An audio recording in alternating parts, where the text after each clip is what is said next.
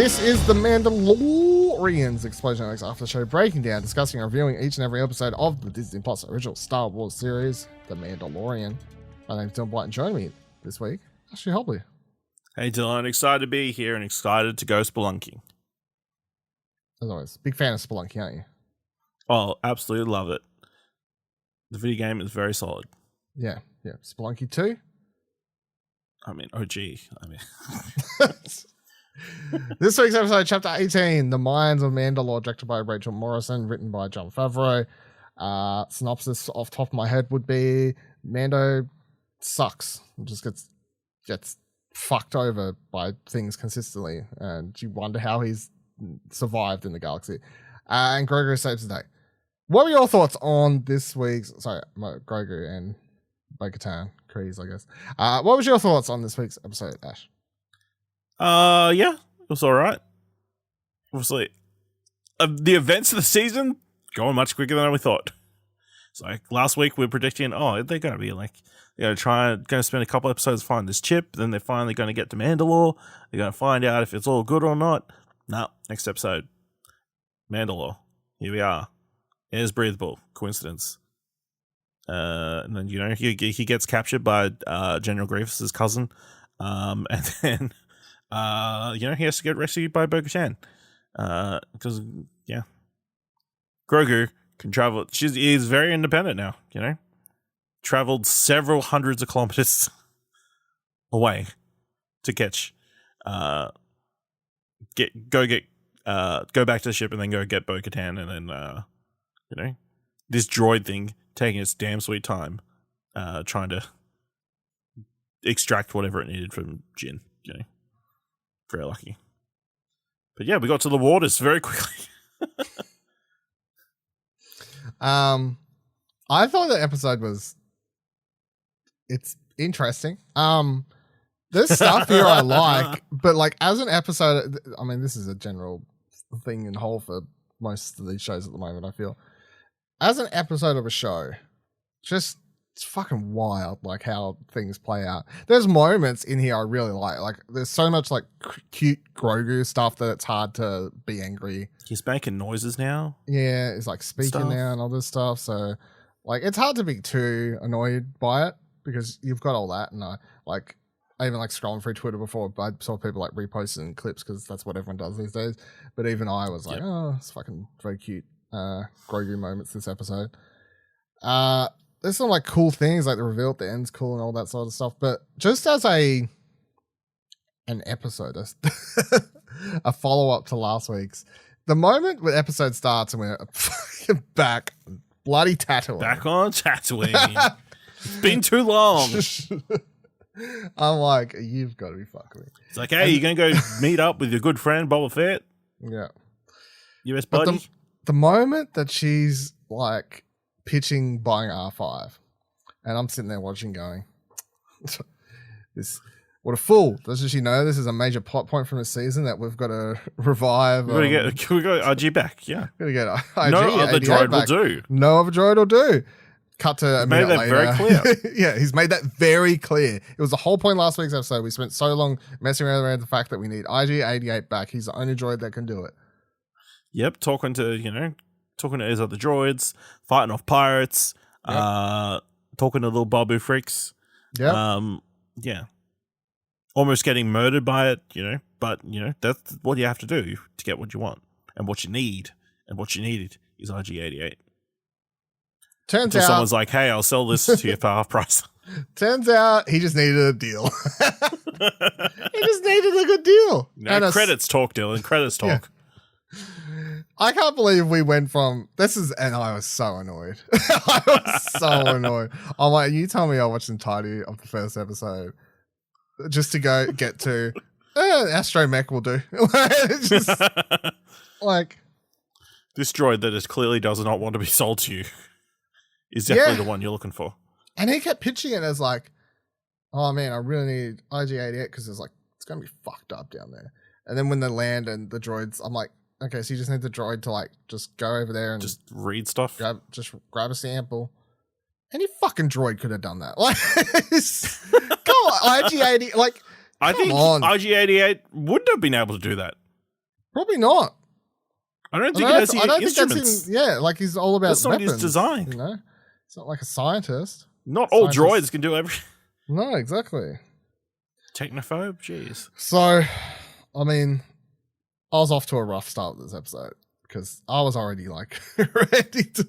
I'm like, are you kidding me? I complained about this. Yeah. Last episode podcast, I just complained about this stupid. And last week, you make a big deal about like little Grogu having his own little hutch, little thing in the spaceship, and you change it all again so you could stick a dumb droid in there. Yep, give it to that droid. And they go through this whole thing where, like, also Grogu, I just flying all over the place. I'm pretty sure Jin just threw him at her. That's what it looked like. That's what it looked like more than him actually jumping. Like, let's do this practically. You just throw it and pretend like he jumped. Yeah. Let's save on special effects. Just throw him. Just yeet that doll. Yeah. We'll fix it in post. We'll add a little flip, CGI flip, but just throw him. Yeah.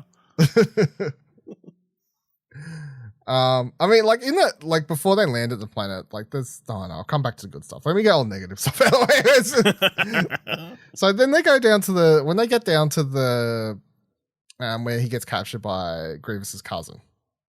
Yep. Then I'm like, holy shit, this is just a video game at this point. Because at this point, this is like when it switches from you're controlling Din to you're now controlling Grogu. And you got like this whole sequence where you just like, oh my escape. God, it's like an episode, it's like The Last of Us again. Yeah, literally. You're like, oh no, now you're controlling the child. Now child has to escape and go back to the thing, and you got to go back to the planet and then go back to the thing. Somebody to help you rescue. Also, Bo-Katan literally walks out like, I'm about to shoot this motherfucker. And then sees Grogu is like, oh shit, better save him. Like, she went from, I don't want nothing to do to you. I mean, would you say no to that face? Yeah, it's true. It's a very good point. He didn't ask for anything, but... No. He just went, whatever he does. He's like, find out where that ship was. Yeah. Come on. You know where it's been. Bo-Katan. He literally could have died on the surface of Mandalore, which you knew. You're like, he took his helmet off, turned out it was poison. I mean, my headcanon is that when they downloaded their data, she saw the planet's oxygen reading as well, or whatever. Yeah. That's how that would have played out for me. But yeah, it's just a weird paced episode, isn't it? It's literally like it really does feel like a video game, like where you literally just go through one sequence with one character and then they redo it with another character, and that's like 3/4 of the episode. Mm. You know, like you get our Mando go down, and then you get Bo-Katan Mando go down. You even have the same combat encounter. Yeah, the enemies respawned because she slept at a campfire. I do like their design. They look so dopey. They look weird. Yeah, with I can't remember what they're called, but yeah, they were odd. But I was also just like, I feel like Din's been nerfed. He was getting his ass handed to him by them at the start.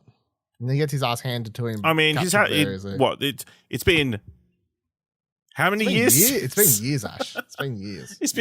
It's been like 10, 20 years since the end of season 2. He hasn't been practicing how to use that Darksaber. He's still shit with it. You know? He's fucking terrible with that thing. Annoyingly terrible. And then Bo-Katan picks it up. Bam, bam, bam. Yeah. Swinging around, killing everybody. He's holding it like it's so heavy too. Like the way he she's like one hand. Yeah. Take several limbs off this robot. It doesn't robot. weigh anything. It's annoying me. I'm like, it's light. Light doesn't weigh anything. Like, why are you acting like it weighs something? Or maybe it does weigh something. It doesn't weigh anything. Force. It's a fucking... Oh, that was the other line that annoyed me.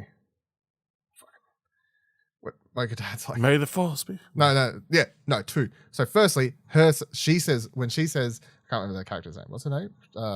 Mel? Something. Pelly? Something like that. Pelly, that sounds... Pelly something. Anyway, it doesn't really matter. Sick of her. She was fun for a while. Now I'm sick of her. Get her hell out of here. Now she's ripping people off. She's doing like dirty, fucking people over. You know, for Pelimoto. Pelimoto. Pelimoto is like, may the force be with you. I'm like, why? Why? Like, you know about the force. Like, why do you like? You're so dumb. She's a Jedi. Oh fuck. Doesn't make any sense. And then when they get to where Bo-Katan's saying, like, I knew a bunch of Jedi and all that sort of stuff, I was like, that's fine. But then I can't remember how she words it. She's like, says to Grogu, oh, you must be pretty good at the Force. I think that was it. You must be pretty good at the Force. I was like, what does that mean? Yeah. Good at the Force.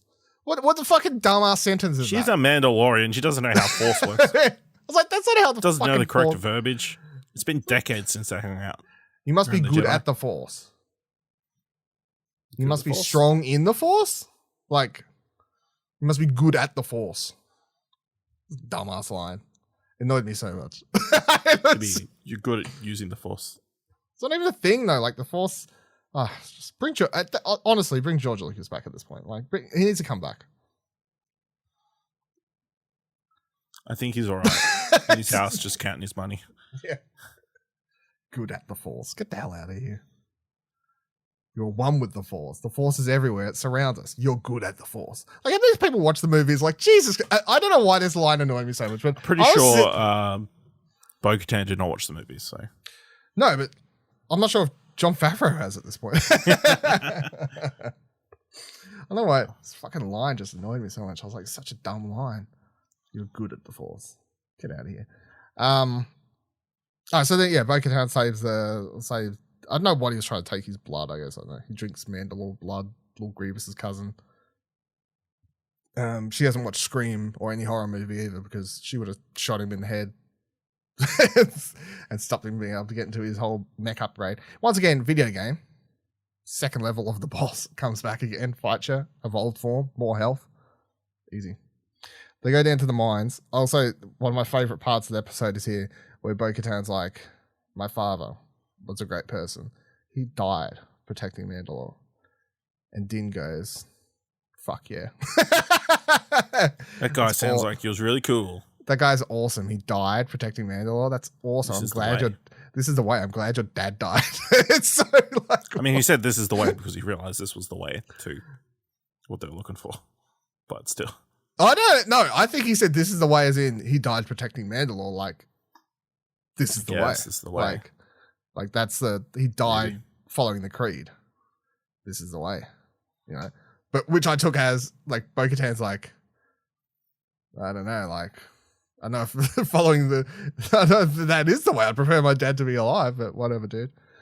They go down to the in Mines of Mandalore. They go down to the waters, and yeah, then we get a mythosaur is alive and well. So. Pretty cool. So what's that? Well, they explain it in the episode. I don't know if you missed it. Mythosaur's the symbol of the Mandalore symbols. A mythosaur. But I didn't know that they were. Are they not prevalent? No, they're extinct. Apparently not. Yeah. So, like as Bo-Katan explains, the lore is that the original dude, Mandalore, the Mandalore dude, the head one, the one back in the day, ancient times, apparently rode one. Pretty cool. Pretty badass if he did. Wow, setting it up. Yeah, maybe. He's going to ride that. He's going to ride that motherfucker. He probably rode one, but then like they went extinct but like it was like the mythosaur was made into the Mandalorian symbol or whatever. Like that's the crest. The Mandalore crest is a mythosaur. It's a mythosaur skull, I guess. Is the crest symbol.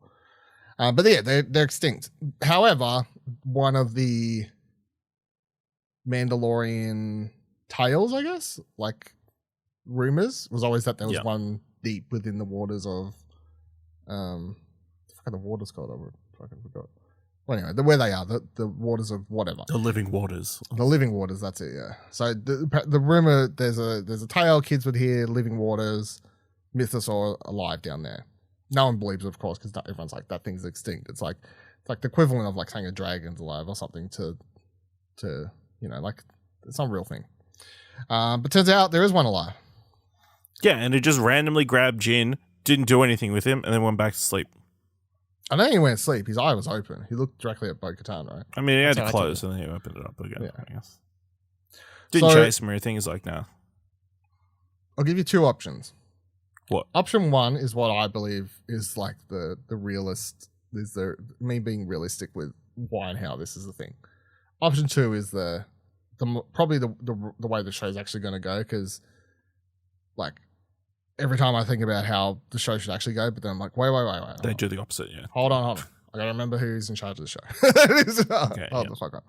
So option 1, the one that would make sense to me, realistically, you could be like, yeah, there was one sleeping down there, slumbering for thousands of years, right? Big ancient beast. It was awoken by all the bombing and shit that happened on Mandalore, is what woke it up. That could be a very like reasonable response, right? It's just been hanging out there for the last however long.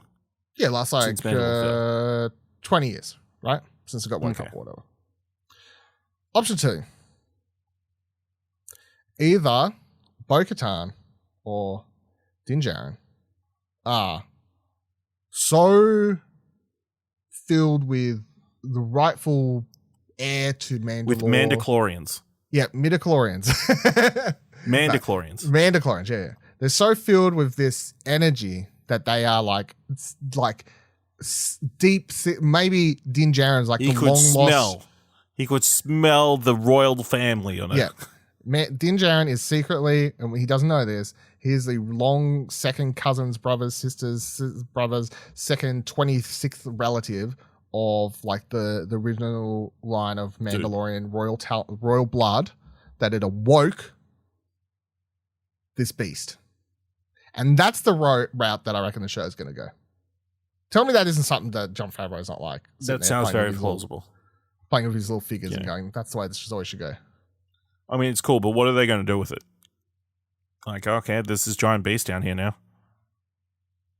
Guess we're not swimming in these waters anytime soon. Like, it's not going to fix the planet, you know? No. So what difference does it make if it's down there or not? Well, it's... I'm trying to think of a good analogy. All right, like it's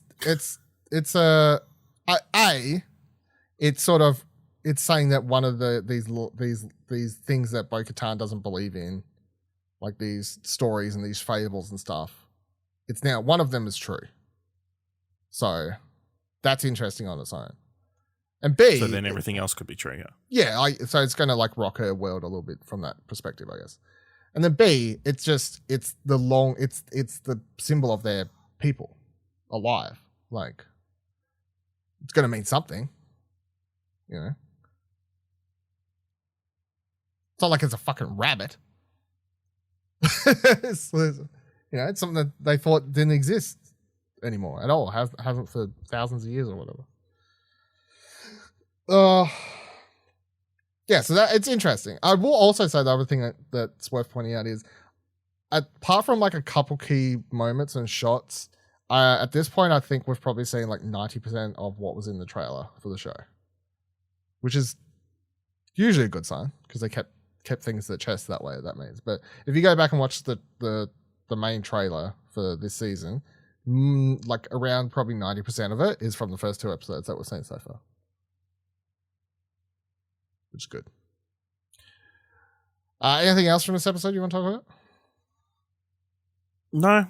I mean, again, Grogu flying around, jumping all over the place. And he being scared, him having a little flashlight. Bloody dragon lizard thing. I forgot. This was the thing I was going to say before, but I nearly forgot. I do like when he does the whole, like, you know, in their ship and they're talking about, like, you got to be able to find your way through the galaxy, and he says, and that's Mandalore, our home world or whatever. Like, he says our, as in, because we're both Mandalorians. He's one of the children. Yeah. So, little lines like that I think are really and pointing out the other planet they lived on, grew up on. Yeah. There's cool. little moments where the show's actually nice when between the two of them. Yeah. And her, like, giving him soup. Like, hey. Pong soup? Ponzu, yeah. He's never had this since we grew up on. Here you go, mate, who needs to wear his helmet all the time. Have this soup. My favorite part was just the whole time watching it going, I fucking want that. I want that so much. I want that. And then following it all the way over to his little daddy and being like, oh. He eats like for a little dude, he always eating. He's got a void in there. Just always eating. Bloody TARDIS inside him or something. Like, Jesus. Yeah, well, never saw Yoda eating that much. It's weird. No, I never saw Yoda eating Maybe at all. all off screen. Like, he had a buffet behind. There's one word he said. There's one word he says that everyone, like, ever since last season, I think people have been trying to work out what it means. He says at one point in this episode too. I think it's like, it starts with P. It's like Pongo, Pengu, or something. I don't know. Something. It's like a P word that he like constantly like is said, like to the point that it's obvious that the showrunners are making him say this one particular word over and over. To me, I bet it's just going to be. I reckon it's daddy. I'm saying right now. I reckon it's dad or daddy. Yep. All right, I got nothing else. I mean, also the robot when it actually snatches up Jin at the start. That's pretty cool. Out of nowhere. Cool. Well, still like. I mean, I don't understand what it was wanting to do or anything. No. Old Grievous's cousin, but drink his blood. He was a Dracula. He was a monster. He was a vampire. I mean, how's he been survived? I guess he had those weird random encounter dudes that he could have been stuck in blood from. So don't know. Whatever. Why was he there in the first place? Is that something the Empire's dropped? No. I like how Bo-Katan explains the other creatures, so we understand. Like, oh yeah, like they used to live on the outskirts. They made their way in. There was no explanation given for the for the robot thing. Robot thing, yeah. Just like, oh yeah, that was the thing. All right, thank you for joining us for this episode of The Mandalorians. Of course, you can find this show and everything else at ExplosionNetwork.com. You can find our other show on this podcast feed, Holocron Entries. You can find the very Bad Batch happening at the moment. We're talking about the Bad Batch each and every week at the moment as well. You can follow other Twitters by heading over to ExplosionNetwork.com/Twitter. You can check out ExplosionNetwork.com/Discord to talk to us over there. And if you want to support the show, ExplosionNetwork.com/support takes you to our Ko-fi page. Until next week, we have spoken.